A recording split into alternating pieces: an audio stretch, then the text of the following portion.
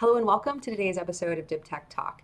Last week, I had the amazing opportunity to interview Mr. Ellis from DCMA, who walked us through the DCMA DoD third-party assessment process and DoD's methodology for engaging in those assessments. This week, I'm interviewing Kate Upton, who works at an IT audit company. She works for OCD Tech, and they are a subsidiary of a CPA firm in the Boston area.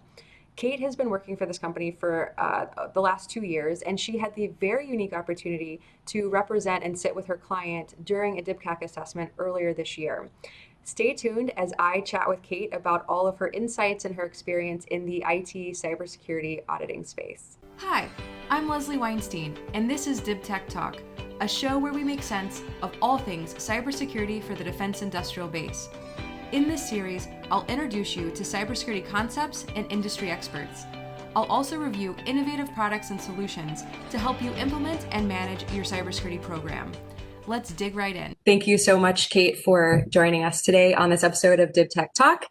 Today's topic is auditing. Last week, I interviewed Mr. Ellis from DCMA, who runs their software division, and he's been instrumental in establishing the CMMC process from inside the DoD. So I wanted to bring you, Kate, on to talk about your perspective and your experience in auditing, with IT auditing, with DCMA, with the DIBCAC assessment. So I want to give you an opportunity to introduce yourself, and then we'll jump right in. Sure. I'm Kate. I'm an IT security analyst with OCD Tech. I've been with the firm almost 2 years, and I work primarily in the DFAR CMMC NIST space. My background, I have a bachelor's in political science from the University of Maine, and then I went to Northeastern for strategic intelligence and analysis. And after that, I ended up at OCD Tech. Very cool. I appreciate your background. I too have a master's degree in strategic intelligence. So to intelligence background here, I think it's very apropos to the auditing process because CMMC, yes, it is a cybersecurity framework, but auditing is far different, or being compliant is far different from security. So our conversation here is not meant to imply that somehow if you are 100% compliant, that you are a fail-safe and totally secure. So I want to put that up front as a caveat so that nobody wants to have issue with any of the topics that we're talking about. We are totally talking about compliance and auditing, and with relation to the CMMC and then the NIST 800-171, because recently, back in September, DoD published the interim rule, which requires all of the defense contractors who house CUI on their network to undergo a NIST 800-171 self-assessment against NIST 800-171 alpha, which is really never been explained to the supply chain before. So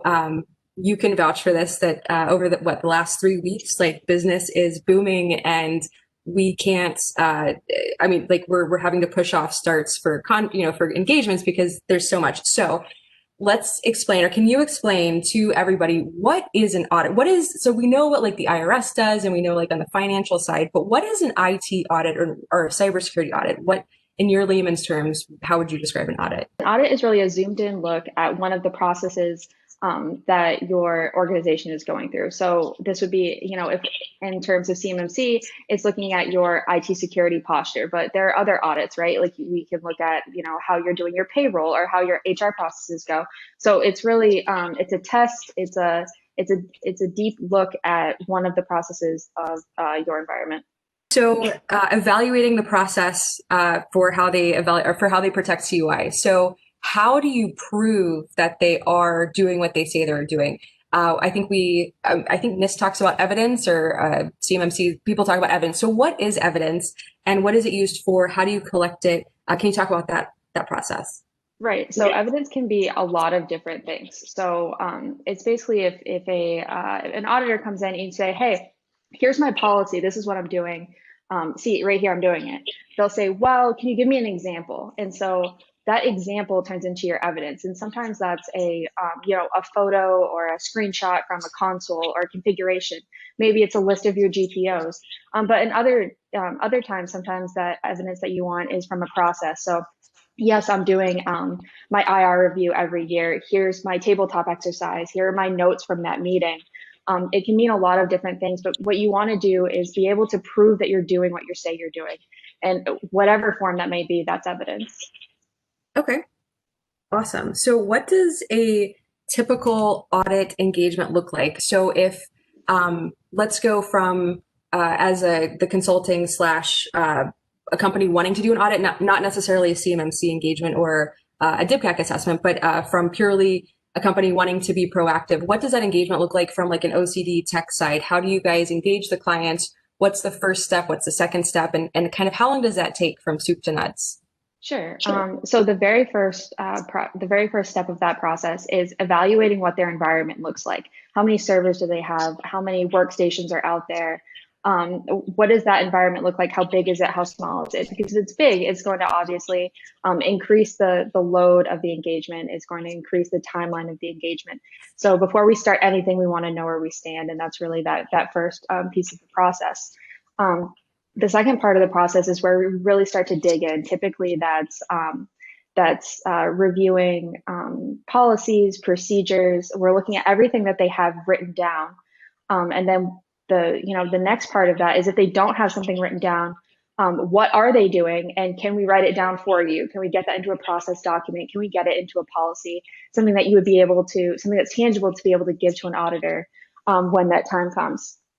And then the last part of it is really, if you don't have an SSP, we've written one for you. We've worked with you to create one. If you don't have a POAM, we've written one. We've worked with you to create one. And we talk about mitigation, remediation. How are we going to get you to compliance? And depending on the size, like I said, of the entity, it could take a month and a half to maybe on the larger end 3.5 months. Okay. So what about like the remediation portion, right? Like, so you've identified all of these gaps, you've kind of helped them lay out their POAM, their plan of action and milestones, but from an auditor's perspective, from OCD Tech's perspective, you guys don't do the remediation, right? Like at that point, they would have to go find a company to solve their problems, right? And then do you guys come back on the back end after they implement their solutions and evaluate their implementation? Yeah, absolutely, we do. So if we're talking about remediation or we're talking about POAMs, we try to have a conversation with the entity about what solutions work best for them. First of all, we try to sort of push them in a direction or guide them in a direction that's going to work best for them. And then we're always happy to vet vendors for them. If they say, hey, we're really we're looking into Log360 or we're looking into Splunk, can you tell us if either one of these audit log repositories are going to work best for us? And we'll look at that and we'll give them our advice. Then they'll go out and they'll do it and they'll implement it. And then they'll come back to us and say, hey, we implemented this this solution. Am I compliant? And then we'll look at that POAM or we'll look at the corresponding practices and see if they're compliant and see if that will pass muster. What do you think is the biggest problem area that clients have? Either do they misrepresent or not quite understand just how bad off they are, or do they really not understand their environment, or do they have differing opinions? Like what have you seen is the biggest concern, I guess, for you that you wish more clients knew starting this process? Sure. So you and I both have intelligence backgrounds, and in intelligence background, they talk to us about bias constantly, talking to us about the way that we think about things. And I think that when you're in an organization, I mean, that's your livelihood and you work every day to make it as best as you can. And so you might see a control that maybe you're meeting 75% of it, but you're not meeting the rest of it. You might say, well, I'm good on that control. Well, no, you're not, because you're not meeting the rest of the control. And so you're going to fail that control. So I would say that's something that we definitely see and that you want to avoid. You want to look at the whole thing and make sure that you're meeting every single benchmark. When you're looking at 171A, the assessment objectives determine if A, B, and C. If you're meeting A and C, but you're not meeting B, you're going to fail it. So you want to make sure that not only are you meeting all of those, but you're meeting all of those for every Inscope system. Yeah, no, that's a really good point, because I think I added the numbers up and I may be off by a few, but there are 110 controls in NIST 800-171, but I think there are like 440 objectives in 171 alpha. So if you're not meeting all 440, then you're not meeting 110. So that's a really good point. Let's see. So the SSP, can you talk a little bit about how important that is? And in fact, in the DoD scoring methodology, it's binary, it's pass fail if you don't have an SSP. So what is an SSP and how critical is that to the audit process? I mean, it's absolutely critical to the audit process, because if they walk in and you don't have one, it's an immediate fail. They're going to leave because there's no point to continue with that audit. So the SSP, your system security plan, is it's a high level look at how you're complying with NIST 800-171 or CMMC. So ideally, you'll list the practices, the controls, and then how you're implementing them. And something that's really important in an SSP is that you're explaining how you're implementing them for each of your Inscope systems. So let's say you use Office 365, you have Windows workstations, you have a Linux server. You want to put a very, a high level look. You don't have to, get really into the nitty gritty on every single one of those, but you want to touch on each of them. That way, when an auditor comes in, they say, oh, I see here that you're doing this, and that they don't have to dig for it. The last thing you want is an auditor to have to say, well, I want to see more of this. You don't want them to look over your shoulder. You want to provide them with the things that you anticipate that they're already going to want.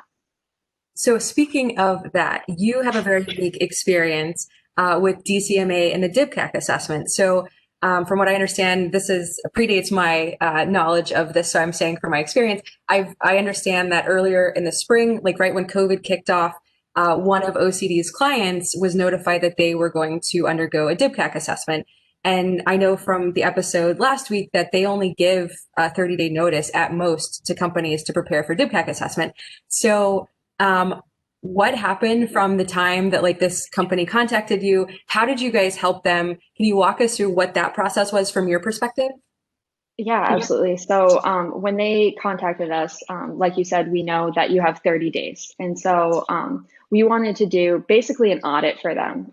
We spoke to each of their stakeholders. So like I said before, you look at each of the controls, and then you see where you could map them to in the environment for your Inscope systems. Again, whether that's your workstations or your servers, et cetera. And then it's talking to the SME from each one of those areas, each one of those platforms, and asking them, how are you meeting this? It's going by 171A to a T, taking everything very literally, not making any exceptions for yourself. And then after, you're figuring out what you do have, asking for all of that evidence, and then making sure that it's good evidence, that if an auditor looked at it, they can say, hey, yeah, look, right there, I can see it. Another, big part of an audit is making sure that, you're getting the timestamp and the date stamp in there as well. So they know that you're not showing them a piece of evidence from a year ago, 2 years ago, that they can see that. So, it's like that process that I explained at the very beginning, but it's just, sped up. It's all hands on deck. It's, every hour of the week you have, that's what you're giving it to. So how was DCMA during this process? Were they really hard were they did they peel back all the onion pieces and want to dig into everything, or did they kind of accept your evidence and maybe ask questions here and there? What was that process like? We found them to be very diligent, but also very approachable. So if we had a question or if we wanted to push back on something, they would have that discussion with us, which we found was very beneficial, because, if you're not meeting something you think you want to ask why. So why am I not meeting it? What can I do to meet it? Which is very important. We did the 171A scoring for them. And I'll brag a little bit here. We came up with the exact score that DCMA came up with. So, we did have some of those conversations with them. But like I said, they were very approachable, and, they peeled back on things that they will peel back on things that you don't have immediate evidence for. You can't show them that you're doing. Luckily for us, we tried to really prepare for that, so they didn't have to peel back on quite as much as, maybe they would have. So did they allow you, or did they allow the company to remediate any deficiencies on site, or are there outstanding deficiencies that they can come back and verify later? Yeah, so they do have, so for any deficiencies, they have a certain amount of allotted time where they can go back, find that evidence, create the process, what have you, and be able to prove to them that they're doing it. I think on site they could have as well. But I mean, usually that's, that's a big process, depending on the size of the organization, that's going to be a big lift to implement anything that's not already being implemented. Right. Okay. So you keep saying this term, and I want to go back and make sure that we talk about it, because I think we take this term for granted, but I think most people don't. But the term Inscope, your Inscope part, right? So can you explain what Inscope means and what all that could apply to? Absolutely. So for any audit at all, whether you're doing, SOC 2 or an ITGC or, CMMC, for the audit, you don't want them to look at your entire environment, right? And, if we're talking about CMMC here, you might not have CUI and on every laptop, might not have it on every server. So you don't want them to look at those, right? Because maybe you don't have something implemented. You don't want that to mess anything up. So you want to look at at where CUI is being stored, transmitted. Those are your Inscope systems. So if you're transmitting it via email, that would be your Office 365 or whatever your solution is for it. If people are saving it on their laptops, those would be in scope because you have CUI at rest on your laptops. So Inscope is really anything that the audit would touch, anything, in terms of this discussion, wherever CUI touches. Would be something that is considered in scope. And then each one of those practices or controls will apply to that system. Okay, so this is maybe a trick question, but it's not meant to be a trick question. How do you as an auditor, as somebody looking for evidence, deal with a cloud environment, right? Because like some people have on-prem servers and obviously those are in scope if they have CUI, but if they're using cloud storage, how do you go about collecting evidence for a cloud environment? That is a trick question. And, pretty much the same way, right? Like you want to prove that you're doing what you say you're doing. So whether that's, a screenshot of the console that you're using, sometimes if we're going into like compliance and the consulting side of things, you want to make sure that your cloud provider is appropriate or that it's certified. Is it FedRAMP? Does it have any kind of, is it able to store and transmit CUI? I'm rambling about this. Yeah, no, that's a good point. Because right now CMMC hasn't talked about reciprocity with anything, and people talk about FedRAMP and reciprocity, and it's kind of like apples and oranges. But if a cloud provider is FedRAMP certified or FedRAMP ready, then that would be a good indication that that cloud provider is probably offering the necessary protections for CUI. Exactly, yeah. And as these cloud providers understand how important NIST 800-171 is, a lot of them will go out and get letters of attestation from different firms to say, here, look, I am FedRAMP, but also I'm able to provide these practices or these controls for you. So I do want to have a conversation that we had earlier last week, I think. And I think this is not talked about often enough, or maybe not in public forums. Maybe it's talked about behind closed doors, but the difference between DFARS compliance and NIST compliance regarding the log storage and the reporting requirements. Can you talk about that a little bit and what DFARS requires and what NIST requires and how some solutions can be compliant with one and not the other? Right. So to be NIST 800-171 compliant is not to be DFARS compliant and vice versa. DFARS often has more requirements than NIST 800-171. And so some of those DFARS requirements have to do with reporting. If you have an incident, can you go back and look at it? Will you be able to effectively report it in the way that the Department of Defense has required you to report it? And that's the rub there, right? So if you look at Google, for example, if you're looking at Gmail, G Suite, they have a letter of attestation from Polfire that says, hey, look, I am NIST 800-171 compliant. And then they also have some FedRAMP in there as well. But if you look at the DFARS rule, they have an issue with reporting, which would for your 171 audit might pass muster, you might be fine, but then you're looking at your other requirements. And if you do have an incident and you're not able to report it, you're liable for that. That is a very good point. Okay, so one last thing before we wrap all of this up. What is Kate's key takeaway, or what is one thing that you would want to foot stomp, as we say in the Army? I don't know if it's a military thing, but foot stomp on something to reiterate or to bring up a topic that we haven't talked about that you want to make sure everybody knows. Sure. So if you're new to CMMC, you're new to DFARS, you're new to NIST, the one thing that I want you to know is that there are so many resources out there that you don't have to look around on LinkedIn to see what other people are saying. You can go out and you can find it yourself. The first one is the CMMC appendix, and so are the appendices. So some people will say that some of what's written in there is more helpful than others, and that's absolutely true. However, When you're looking at a practice, you might say, well, what's the point? Like, what are they getting at? And those appendices will help you. They'll help you understand the spirit of the control, and they'll also give you an example, a takeaway for you. And then the other thing that's very helpful is to actually sit down and read NIST 800-171 alpha. Look at it, read the different assessment objectives, understand them well, understand where they fit in your environment. And then if there are ever any new rules or changes to rules, go read them yourself. Read the actual language and understand what the language says. Don't wait for, a synopsis on LinkedIn from somebody you know. Go read it yourself and then look at what other people are saying about it to help you understand. But yeah, there's so many resources to understand it. It's not as big and scary as it seems.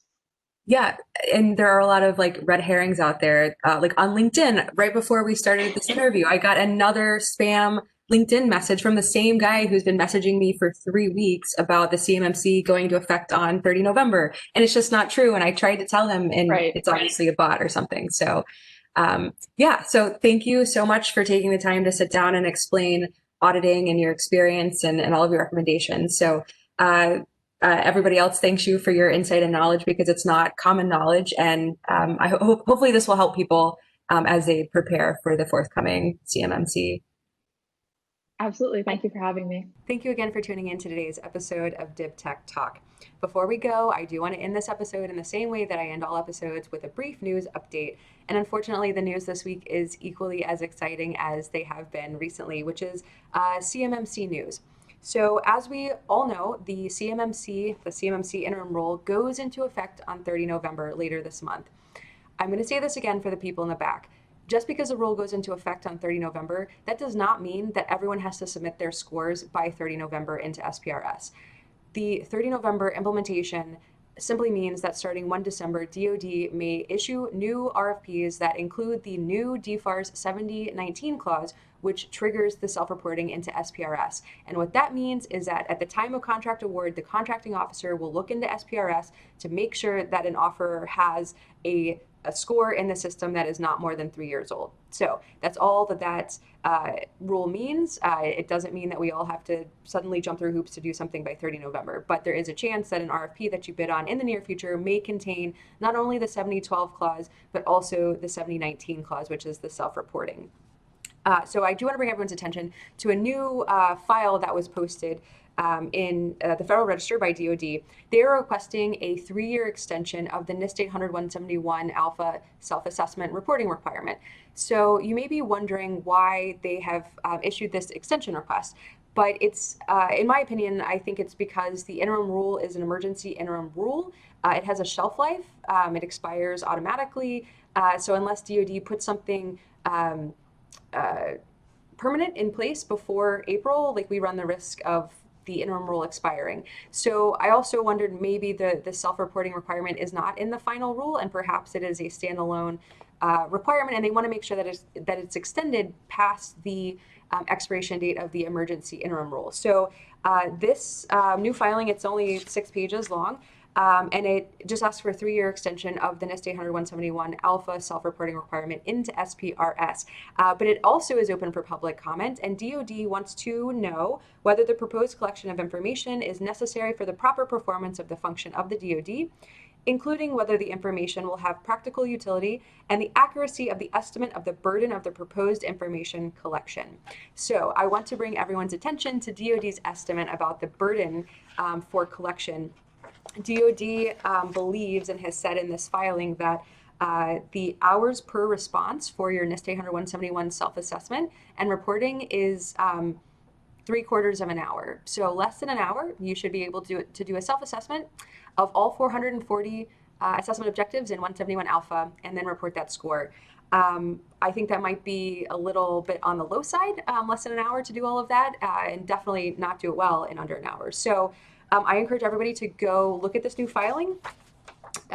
It is docket DARS-2020-0038. Take a look at it. Let me know what you think.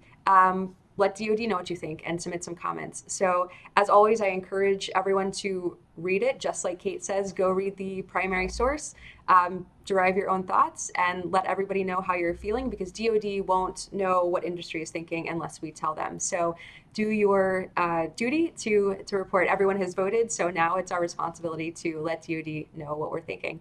Thank you so much for tuning in. See you next time.